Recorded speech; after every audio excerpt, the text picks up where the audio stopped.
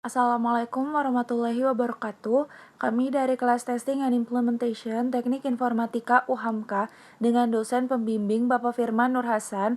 Video materi ini disusun oleh saya Tiara Maulida Sedena dan rekan saya Febrian Trihandayani. Pada kesempatan kali ini kami ditugaskan untuk membuat soal berupa pilihan ganda sebanyak 20 dan esai sebanyak 4 berupa materi-materi yang telah diajarkan dari pertemuan 1 sampai dengan pertemuan ke-6. Untuk soal pertama, yaitu pilihan ganda. Berikut ini yang bukan merupakan bagian dari objektivitas testing. A. Menyediakan informasi yang membantu untuk deteksi error secara dini. B. Mencari sejauh apa kemampuan dari sistem. C. Mencari error dan kelemahan atau keterbatasan sistem. D. Menyediakan informasi untuk pengguna. Jawabannya adalah D. Menyediakan informasi untuk pengguna. Soal kedua, berikut ini yang bukan merupakan aspek atau fakta mengenai testing atau tester. A. Tester adalah individu yang memberikan hasil pengukuran dari kualitas produk. B. Mencari manifestasi masalah dari produk, masalah yang potensial, dan kehadiran dari masalah. C. Kegiatan yang dilakukan seseorang dengan mengarahkan produk sehingga menghasilkan sesuatu yang lebih tinggi. Atau D. Membantu meminimalkan resiko kegagalan proyek. Jawabannya ialah D. Meminimalkan resiko kegagalan proyek. Selanjutnya ialah soal nomor 3. Di dalam melakukan sebuah testing, terdapat 7 prinsip utama wajib diperhatikan kecuali A. Defects cluster together. B. Warning about the product. C. Beware of the pesticide paradox. D. Testing is context dependent. Jawabannya ialah B. Warning about the product. Nomor 4. Berikut ini yang merupakan aspek atau fakta mengenai testing shows presence of defect. A. Tujuan utama dari proses testing adalah menemukan cacat atau bug pada suatu software. B. Melakukan pengecekan secara berkala. C. Pengujian dilakukan sedini mungkin untuk hemat waktu dan biaya. D. Memudahkan tester dalam mengidentifikasi. Berikutnya ialah soal nomor 5. Berikut ini yang merupakan aspek atau fakta mengenai absence of errors fallacy. A. Tujuan utama dari proses testing adalah menemukan cacat atau bug pada suatu software.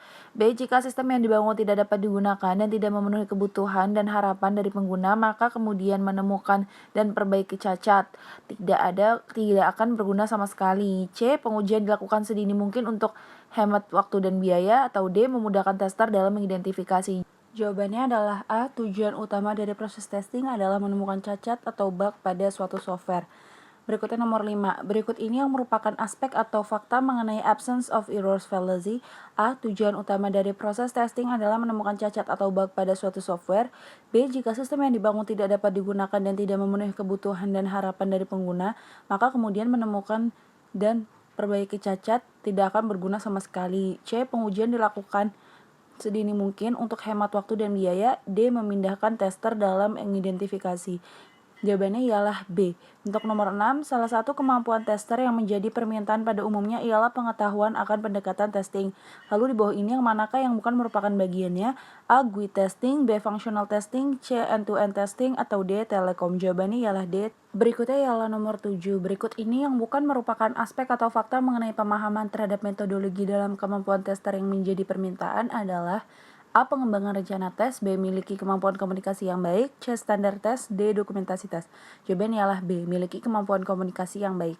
Nomor 8. Berikut ini yang bukan merupakan aspek atau fakta mengenai kemampuan terhadap aplikasi dalam kemampuan tester yang menjadi permintaan adalah A. Dokumentasi. B. Database. C. Pemrograman. Atau D. Mainframe. Jawabannya adalah D. Mainframe.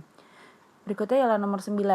Di manakah di bawah ini yang bukan merupakan kategori utama defect dari software menurut Kanner, Falk, dan Nguyen? Jawabannya ialah A. Product wiring. Nomor 10. Apabila kita menggali lebih dalam dari siklus hidup testing tentang aktivitas apa saja yang terjadi di dalamnya, secara umum dan sederhana terdiri dari kecuali A. Perencanaan, B. Akuisisi, C. Penimbangan, D. Pengukuran. Jawabannya ialah C. Penimbangan. Berikutnya akan dilanjutkan oleh rekan saya. Selanjutnya, saya akan melanjutkan presentasi dari teman saya, Tiara Maulida Sedena. Nomor 11, white box testing biasanya disebut juga dengan jawaban yang benar adalah C. Glass box testing. 12, teknik pendekatan white box testing yang terbentuk matriks segi 4 sama sisi dan identifikasi baris dan kolom sama dengan identifikasi node adalah jawaban yang benar adalah C. Graph matrix. 13. Berikut adalah jenis teknik desain tes pada black box testing kecuali jawaban yang benar adalah D. Condition testing. 14. Di dalam kontrol struktur testing meliputi teknik berikut, kecuali jawaban yang benar adalah A. Basis pretesting. 15. Suatu teknik desain test case yang berguna untuk melakukan pengujian terhadap nilai sekitar dari pusat domain masukan adalah jawaban yang benar adalah A. Boundary value analysis. 16. Di bawah ini terdapat tipe dari loop testing kecuali jawaban yang benar adalah D. Structured loops. Lanjut ke nomor 17. Teknik testing yang menjelaskan siapa pengguna atau profil dari penggunaan adalah jawaban yang benar adalah C. Operational profiling. 18.